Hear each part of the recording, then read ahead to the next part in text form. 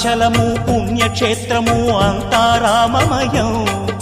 భక్తుడు భద్రుని కొండగా మార్చి కొలువై ఉన్న స్థలం.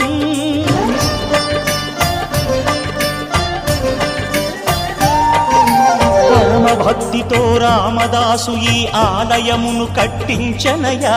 సీతారామ లక్ష్మణులకు ఆభరణములే చేయించనయా. పంచవటిని ఆ జానకి రాముల పర్ణశాల అదిగో.